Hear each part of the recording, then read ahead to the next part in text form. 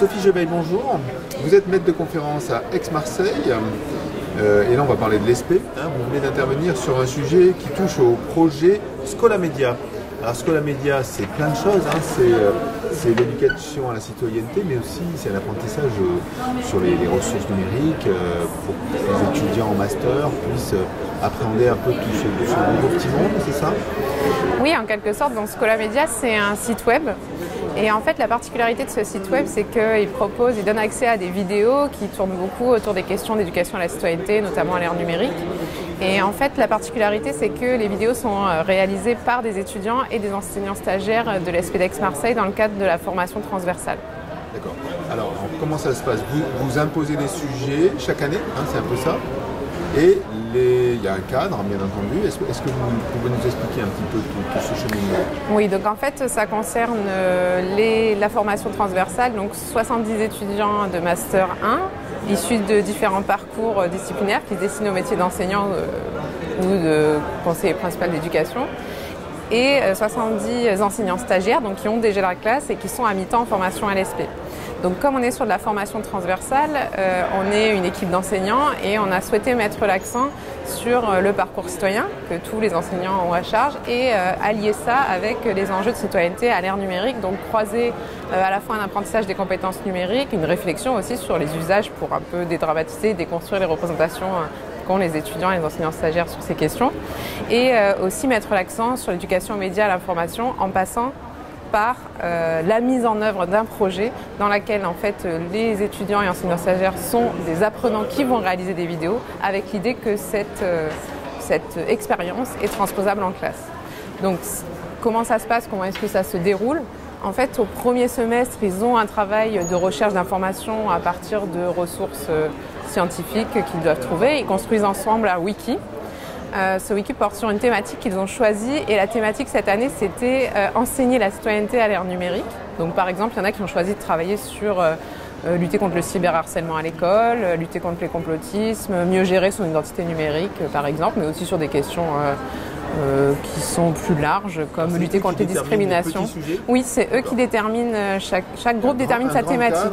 Voilà, le cadre est très large puisqu'enseigner la citoyenneté à l'ère numérique, ça ouvre tous les possibles, aussi bien la question de la mémoire, puisqu'on travaille pas mal avec le corps des mines aussi. Et cette année, beaucoup d'étudiants et d'enseignants stagiaires se sont tournés vers les questions d'égalité filles-garçons. Donc ils font un travail de recherche d'information, de problématisation de leur sujet, de la façon dont ils vont vouloir le traiter en fonction et à quel niveau, à qui est-ce qu'ils vont s'adresser dans la vidéo. Est-ce qu'on s'adresse à ses pairs, à des futurs enseignants, ou est-ce qu'on s'adresse à des élèves, et si ce sont des élèves, de quel cycle et de quel niveau? Et ensuite, à l'issue de cette phase, ils commencent à construire leur projet de création de vidéos et de mise en ligne. Donc ils vont choisir un format plutôt interview ou plutôt capsule vidéo pour les enseignants stagiaires. Donc les interviews, elles vont peut-être plus s'adresser à des futurs enseignants. On utilise ça plutôt pour les Master 1 qui préparent le concours.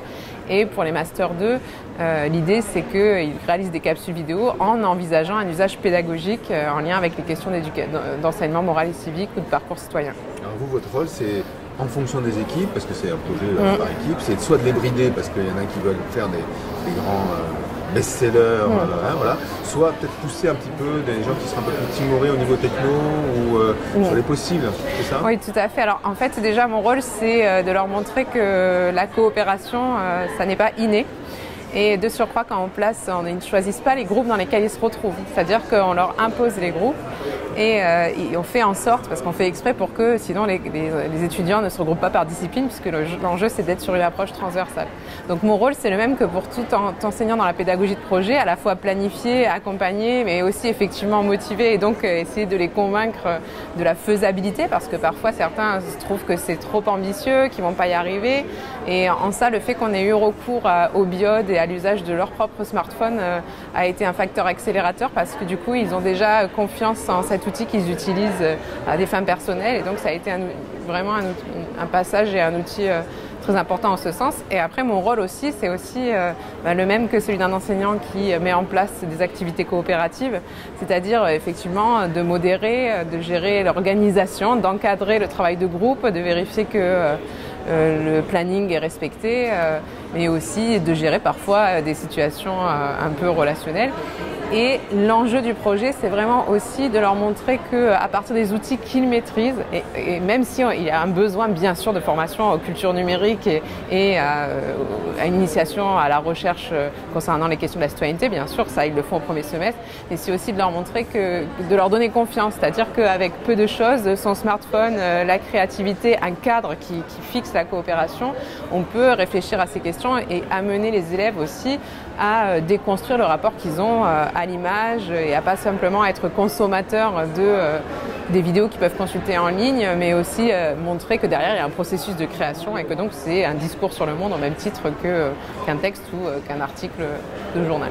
Oui, en une année, on produit combien de petits sujets? Donc en fait cette année, en gros, chaque année ils produisent une vidéo. D'accord, mais là sur le site, j'en ai vu plusieurs. Oui, pardon. Donc en fait, chaque année, comme on a une soixantaine d'étudiants sur 2 groupes, ça fait 120. Et là, j'avais 14 groupes à chaque fois, donc il doit y avoir 25 vidéos par an, puisqu'ils se mettent par groupe de 3 à 5. Ok, donc le site est très très sympa.